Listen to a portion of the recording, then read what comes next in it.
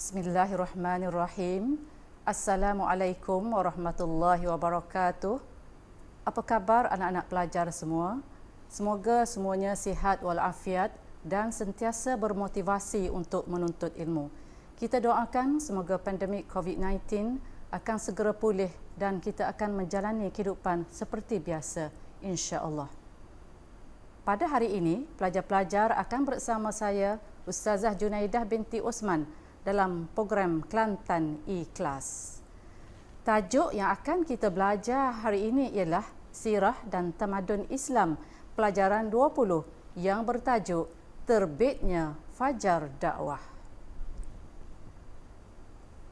Baiklah anak-anak pelajar, daripada tajuk yang akan kita belajar pada hari ini adalah diharapkan di akhir nanti para pelajar dapat mencapai standard pembelajaran atau objektif pembelajaran seperti berikut.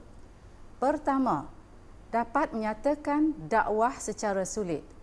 Kedua, dapat menyatakan dakwah secara terus terang. Ketiga, dapat menjelaskan strategi dakwah.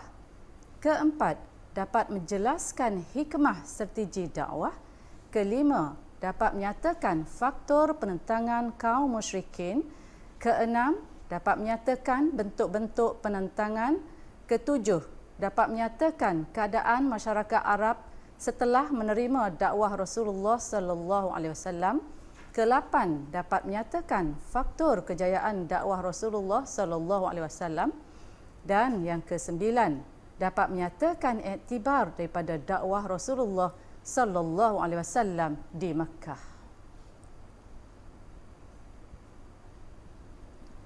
Ustazah perlu ingatkan anak-anak bahawa bahagian sirah adalah berbentuk fakta dan anak-anak pelajar wajib menghafal untuk mengingati fakta-fakta tersebut.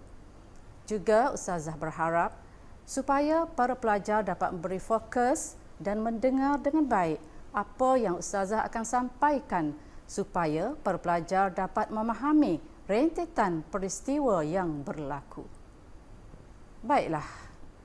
Sebagai memulakan penceritaan kita, Ustazah ingin bawa para pelajar mengingati kembali peristiwa Rasulullah sallallahu alaihi wasallam menerima wahyu yang pertama, iaitu surah Al-Alaq ayat 1 hingga 5 di Gua Hira ketika berusia 40 tahun. A'udzu billahi minasyaitonir rajim. Iqra bismi rabbikal ladzi khalaq. Khalaqal insana min 'alaq. Iqra wa rabbukal akram. Alladzi 'allama bil qalam. 'Allamal insana ma lam ya'lam. Bacalah wahai Muhammad dengan nama Tuhanmu yang menciptakan sekalian makhluk. Ia menciptakan manusia dari sebuku darah beku. Bacalah. Dan Tuhanmu Maha Pemurah yang mengajar manusia melalui pena dan tulisan. Ia mengajar manusia apa yang tidak diketahuinya. Dengan turunnya ayat ini, maka terlantiklah Muhammad dengan rasminya sebagai Nabi.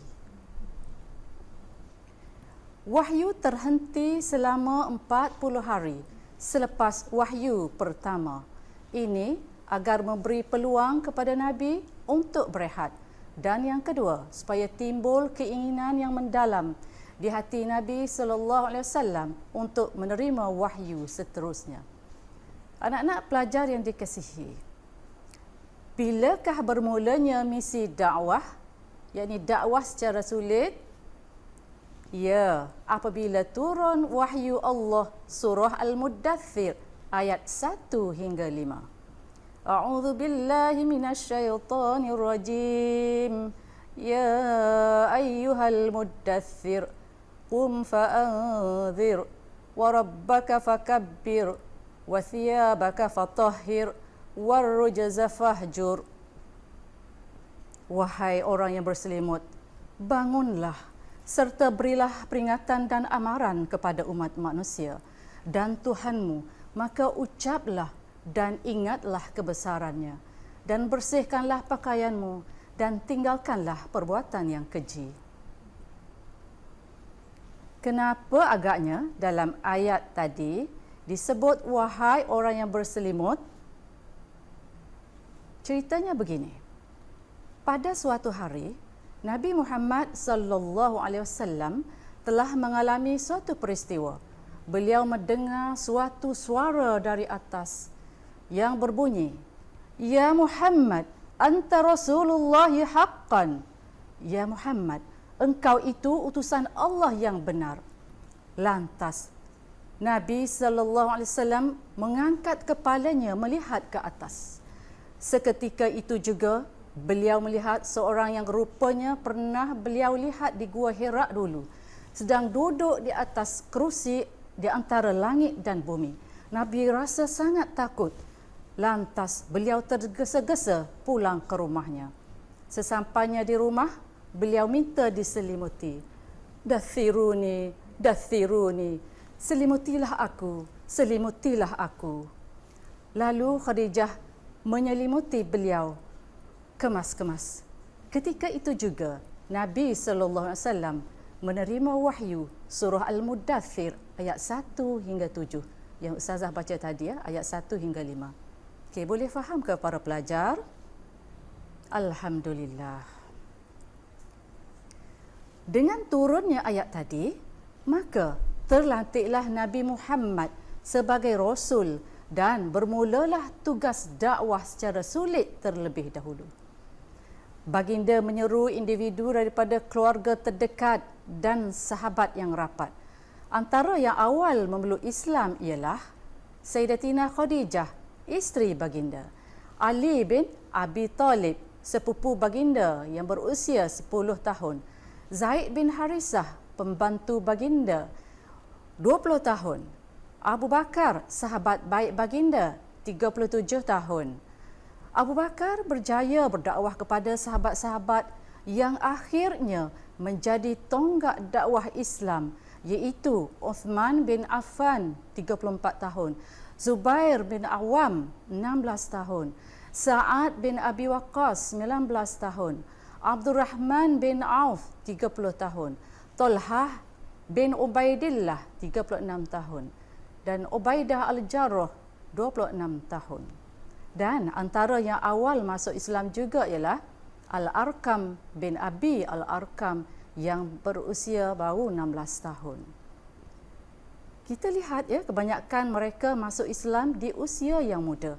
Jadi, contohilah pemuda-pemuda hebat ini. Lengkapkanlah diri para pelajar dengan ilmu agama, kerana generasi mudalah yang akan membimbing negara kita kelak. Para pelajar sekalian, tahukah di mana pusat penyebaran Islam pada masa itu? Ya, betul. Rumah Al-Arkam bin Abi Al-Arkam. Rumah beliau telah dipilih oleh Rasulullah sallallahu alaihi wasallam sebagai pusat tarbiyah dan mempelajari Islam. Di sinilah Rasul mendidik mereka untuk menjadi jiwa yang kental dalam berdakwah dan membela Islam. Rumah ini terletak di Bukit Sofa yang agak jauh dan agak sukar ke tempat tersebut. Kedudukannya yang agak terpencil menjadikan ia tempat yang selamat daripada ancaman kaum musyrikin Mekah. Para pelajar yang dikasihi, dakwah secara sulit ini mengambil masa hampir 3 tahun. Dalam tempoh tersebut, umat Islam berjumpa dan solat secara bersembunyi di lorong atau di lembah yang jauh daripada pengetahuan awam. Dalam tempoh ini, jumlah yang memeluk Islam seramai lebih kurang 40 hingga 50 orang yang terdiri daripada fakir miskin, hamba-hamba dan orang-orang yang tidak memiliki kedudukan. Anak-anak pelajar sekalian, setelah 3 tahun berdakwah secara sulit, akhirnya Allah memerintahkan untuk berdakwah secara terang-terangan sebagaimana firman Allah dalam surah Asy-Syu'ara ayat 214. Wa anzir 'ashiratakal aqrabin, dan berilah peringatan serta amaran kepada kaum kerabatmu yang terdekat. Nabi berdakwah kepada kaum kerabat yang terdekat dahulu. Yang kedua, berdakwah kepada masyarakat awam. Sebagaimana firman Allah dalam surah Al-Hijr ayat 94, Fasda' bima tu'maru wa'arid 'anil musyrikin. Oleh itu, sampaikanlah secara berterus terang apa-apa yang diperintahkan kepada kamu, wahai Muhammad, dan janganlah engkau hiraukan bantahan dan tentangan kaum musyrikin itu. Seterusnya, mari kita lihat bagaimana strategi dakwah. Pertama, mengadakan ucapan awam. Suatu hari, Rasulullah sallallahu alaihi wasallam naik ke atas bukit Safa lalu memanggil orang-orang Quraisy untuk berkumpul. Pada saat mereka telah berkumpul, Rasulullah lalu berkata, sekiranya saya sekarang mengatakan kepada kalian bahawa pasukan musuh akan menyerang kalian di pagi atau petang ini, apakah kalian akan mempercayainya? Mereka menjawab, ya, kami percaya. Rasulullah sallallahu alaihi wasallam lalu berkata, sesungguhnya saya sekarang memberi peringatan kepada kalian terhadap akan datangnya azab yang pedih. Mendengar ucapan Nabi sallallahu alaihi wasallam tersebut, Abu Lahab lantas berkata, celakalah kamu, wahai Muhammad. Apakah hanya untuk menyampaikan hal ini engkau mengumpulkan kami? Abu Lahab adalah keturunan dari suku Quraisy yang membenci, memusuhi, menentang dan menghalang perjuangan dakwah Rasulullah sallallahu alaihi wasallam dalam menegakkan agama Islam di Mekah dari awal hingga akhir hayatnya. Tak lama selepas itu turunlah surah Al-Masad. Yang kedua, mencari sokongan. Rasulullah bertemu dengan kabilah yang datang ke Mekah pada setiap musim haji. Pertemuan dibuat pada waktu malam untuk mengelak gangguan kafir Quraisy. Yang ketiga, mencari tempat selamat. Rasulullah sallallahu alaihi wasallam memerintahkan sebahagian umat Islam lebih kurang 16 orang agar berhijrah ke Habasyah dengan menyeberang Laut Merah. Sekarang ini dikenali dengan Ethiopia yang terletak di negara Afrika. Kenapa ke Habasyah? Kerana negaranya aman pada masa itu dan rajanya yang baik dan adil. Di bawah kekuasaannya, tiada seorang pun yang dianiaya. Beliau ialah Raja Najasyi. Najasyi ialah pangkat kehormatan. Namanya yang sebenar ialah Ashamah bin Abjar. Ashamah bin Abjar yang akhirnya masuk Islam dalam senyap. Dan strategi yang terakhir ialah mengadakan jamuan. Rasulullah sallallahu alaihi wasallam mengadakan jamuan di rumah Ali bin Abi Thalib. Semua kaum keluarga dijemput dan Rasulullah menerangkan tentang dasar-dasar agama Islam. Sebahagian menerima dan sebahagian lagi menentang dakwah Rasulullah. Baiklah anak-anak pelajar, seterusnya mari kita lihat apakah pula hikmah strategi dakwah. Pertama, hikmah strategi dakwah secara sulit dapat memantapkan akidah umat Islam yang masih baru dengan Islam. Yang kedua, memastikan ajaran Islam dapat diterima tanpa gangguan. Yang ketiga, untuk kemaslahatan dan menyelamatkan nyawa umat Islam yang menjadi penggerak dakwah. Yang keempat, mengelakkan kejutan kepada masyarakat Arab yang mengamalkan kepercayaan dan amalan tradisi nenek moyang mereka. Manakala hikmah strategi dakwah secara terang-terangan, pertama, menyuntik semangat berdakwah dalam diri umat Islam. Kedua, menimbulkan rasa tanggungjawab umat Islam untuk menegakkan syiar Islam ke seluruh alam. Dan yang ketiga, penganut akidah umat Islam bertambah mantap. Sebagaimana yang kita tahu, kaum musyrikin Mekah menentang sekeras-kerasnya dakwah Rasulullah sallallahu alaihi wasallam. Faktor penentangan ini dapat dilihat daripada 4 aspek. Pertama, dari aspek agama. Mereka berpegang kuat dengan kepercayaan nenek moyang mereka, iaitu percaya kepada Tuhan yang berbilang, Mereka menolak keesaan Allah dan menafikan hari kebangkitan. Kedua, dari aspek sosial, mereka berpegang kuat dengan semangat perkauman dan mengamalkan perhambaan. Oleh itu, mereka menolak persamaan taraf dan keadilan masyarakat yang dibawa oleh Islam. Yang ketiga, dari aspek politik, golongan bangsawan dan kaya tidak mahu kehilangan kuasa. Mereka melihat Islam sebagai ancaman yang membahayakan kepimpinan mereka. Dari aspek ekonomi, golongan pengukir dan peniaga berhala merasakan ekonomi mereka terjejas. Hal ini kerana Islam melarang penyembahan berhala. Seterusnya kita lihat pula bentuk penentangan yang dihadapi oleh Rasulullah sallallahu alaihi wasallam. Pertama, bertemu Abu Talib. Kaum musyrikin cuba mempengaruhi Abu Talib, bapa saudara Nabi, agar menghalang usaha dakwah baginda. Apakah jawapan Rasulullah sallallahu alaihi wasallam kepada Abu Talib apabila Abu Talib meminta Nabi supaya menghentikan dakwahnya? Demi Allah, walaupun kamu meletakkan matahari di tangan kananku dan bulan di tangan kiriku kerana hendak menghalangku daripada berdakwah, aku tidak akan sama sekali meninggalkannya. Begitulah jawapan tegas Rasulullah sallallahu alaihi wasallam. Yang kedua, memburuk-burukkan dakwah Islam, memesongkan perhatian masyarakat Mekah daripada dakwah baginda melalui syair serta memburuk-burukkan baginda dan umat Islam. Ketiga, menyeksa umat Islam, menyakiti dan menyeksa Rasulullah sallallahu alaihi wasallam dan umat Islam. Para hamba diseksa oleh majikan seperti Bilal bin Rabah dan Sumayyah binti Khabbat. Para pemuda Islam pula ditentang oleh anggota keluarga mereka sendiri.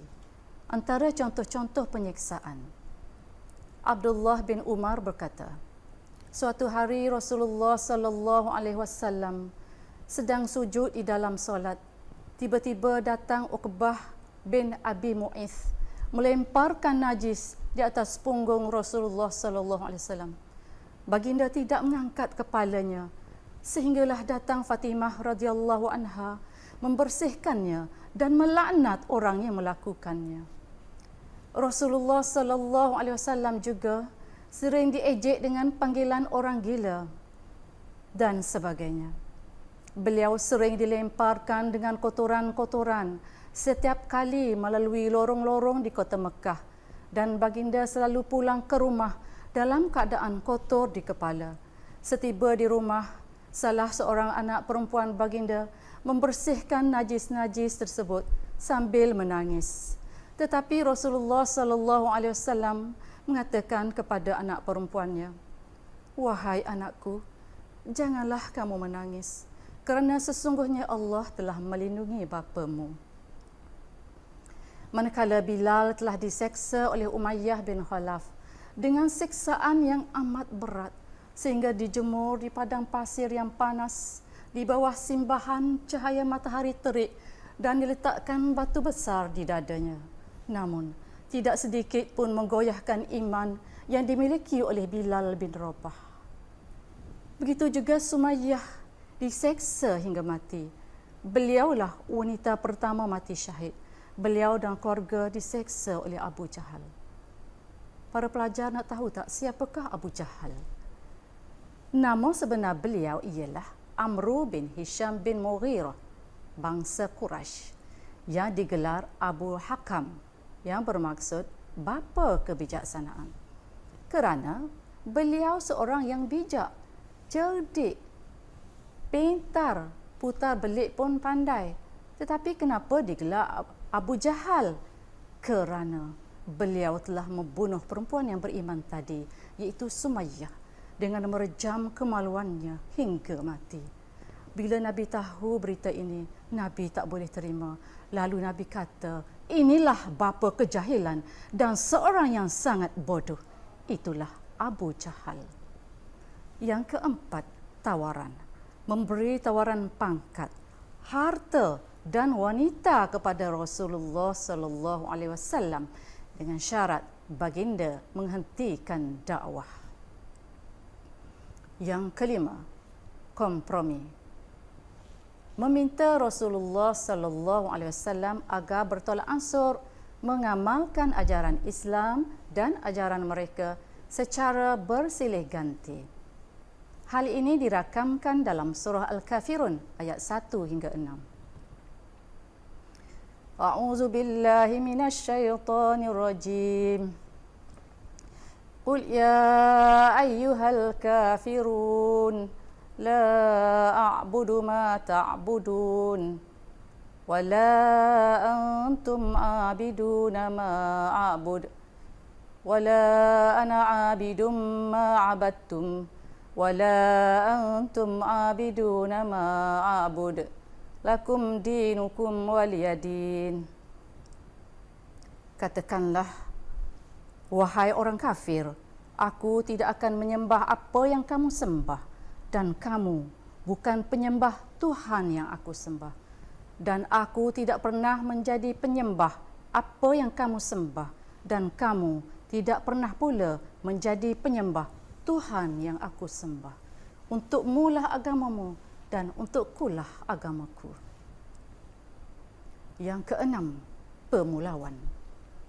Memulaukan Nabi, keluarga Bani Hashim dan Bani Muttalib serta orang Islam dengan memutuskan urusan dalam semua urusan kehidupan merangkumi perkahwinan, pertalian kekeluargaan, perniagaan, hubungan harian dan sebagainya. Pemulauan berlanjutan sehingga 3 tahun. Rasulullah sallallahu alaihi wasallam berada dalam keadaan yang sangat sukar sehingga mereka terpaksa makan daun dan kulit binatang. Sebarang bekalan makanan disekat daripada sampai kepada mereka. Sekiranya bekalan tersebut sampai kepada mereka sekalipun, ia dijual dengan harga yang sangat tinggi sehingga mereka tidak mampu membelinya. Namun begitu, ada antara penduduk Mekah yang bersimpati dengan Rasulullah. Mereka banyak menyalurkan makanan kepada Bani Hashim secara rahsia pada waktu malam. Dan yang ketujuh, bunuh. Rasulullah sallallahu alaihi wasallam diancam bunuh sehingga turun wahyu untuk Nabi berhijrah. Pembesar Quraisy berkumpul di Darun Nadwah dan memutuskan untuk membunuh Nabi yang dicadangkan oleh Abu Jahal. Seterusnya, bagaimanakah keadaan masyarakat Arab setelah menerima dakwah Rasulullah sallallahu alaihi wasallam? Kedatangan Islam telah mengubah struktur masyarakat Arab berdasarkan prinsip semua manusia sama di sisi Allah. Hanya takwa yang membezakan kemuliaan seseorang. Perubahan yang berlaku dapat dilihat daripada 3 aspek. Pertama, aspek akidah. Mereka telah meninggalkan kepercayaan syirik kepada mentauhidkan Allah dan percaya Nabi Muhammad sallallahu alaihi wasallam sebagai pesuruh Allah. Yang kedua, mereka percaya hanya Allah sahaja disembah dan tempat mengharap sesuatu hajat. Dari aspek akhlak, mereka telah meninggalkan akhlak yang keji kepada berakhlak mulia dengan menjaga hubungan yang baik dengan Allah dan makhluk. Dan yang kedua, menghapuskan semangat perkauman. Yang ketiga, dari aspek syariat, kehidupan mereka berlandaskan panduan daripada Al-Quran dan sunnah yang menjaga maslahat ummah. Seterusnya, kita lihat pula faktor kejayaan dakwah Rasulullah sallallahu alaihi wasallam. Pertama, keunggulan akhlak Rasulullah. Rasulullah sallallahu alaihi wasallam mempunyai akhlak yang tinggi dan terpuji sehingga mendapat gelaran Al-Amin, iaitu yang jujur. Kepribadian yang unggul ini menjadikan masyarakat Arab tertarik kepada seruan baginda. Yang kedua, keadilan dan persamaan dalam Islam. Ajaran Islam yang membawa keamanan dan kesejahteraan. Sebagai contoh, keadilan dan persaudaraan dalam Islam dapat memelihara hak setiap individu. Yang ketiga, kebijaksanaan Rasulullah sallallahu alaihi wasallam. Baginda sentiasa berfikiran positif dan yakin dengan kejayaan Islam. Bahkan baginda berdakwah secara teratur dan berstrategi. Kebijaksanaan strategi Rasulullah sallallahu alaihi wasallam berjaya menjadikan Islam berkembang dengan sempurna. Dan yang terakhir, semangat jihad yang tinggi. Umat Islam mempunyai keyakinan dan semangat jihad yang tinggi. Mereka sangat yakin kepada Allah dan hari akhirat, menyebabkan mereka sanggup menghadapi pelbagai rintangan untuk mempertahankan akidah. Dan yang terakhir daripada tajuk kita hari ini ialah iktibar daripada dakwah Rasulullah sallallahu alaihi wasallam di Mekah. Maknanya, apakah yang sepatutnya pelajar contohi atau ikuti atau teladani? Pertama, kewajipan berdakwah. Umat Islam, yakni kita semua, mestilah berdakwah kerana sunnah Rasulullah sallallahu alaihi wasallam. Tugas ini perlu dilaksanakan secara bersungguh-sungguh agar Islam tersebar ke seluruh alam. Yang kedua, tunjukkan teladan yang baik. Umat Islam mesti menunjukkan contoh teladan yang baik kerana cara ini merupakan dakwah yang paling berkesan. Sebagaimana kata pepatah Arab, lisanul hal afsahu min lisanil maqal. Teladan lebih berkesan daripada ucapan. Yang ketiga, mulakan dakwah kepada ahli keluarga. Setiap umat Islam bertanggungjawab menyelamatkan anggota keluarganya daripada kekufuran dan kemaksiatan. Oleh itu, dakwah mesti bermula daripada rumah sendiri sebelum kepada masyarakat.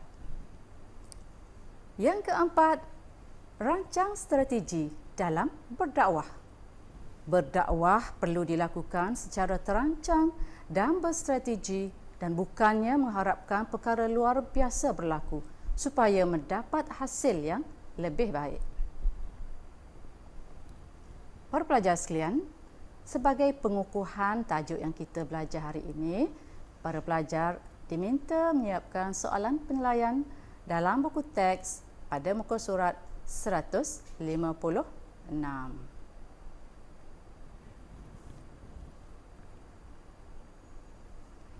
Baiklah anak-anak, rasanya cukup dulu untuk slot kali ini. Semoga para pelajar telah memahami apa yang telah kita belajar. Sebelum mengundur diri, marilah sama-sama kita berselawat tanda kasih dan cinta Nabi kita Muhammad sallallahu alaihi wasallam. Sallallahu ala Muhammad sallallahu alaihi wasallam. Sallallahu ala Muhammad sallallahu alaihi wasallam. Ya Nabi, salam alaika. Ya Rasul, salam alaika. Ya Habibu, salam alaika. Salawatullah alaika. Ashraqal badru alaina, فاختفت منه البدور مثل حسنك ما رأينا قط يا وجه السرور. صلى الله على محمد صلى الله عليه وسلم.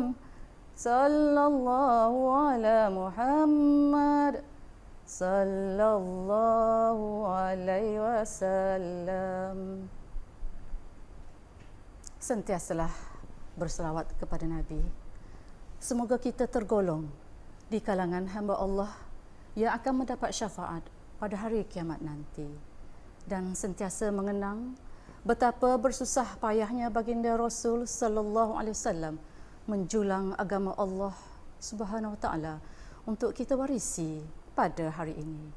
Akhirnya disudahi dengan lafaz yang mulia. Wabillahi taufik wal hidayah.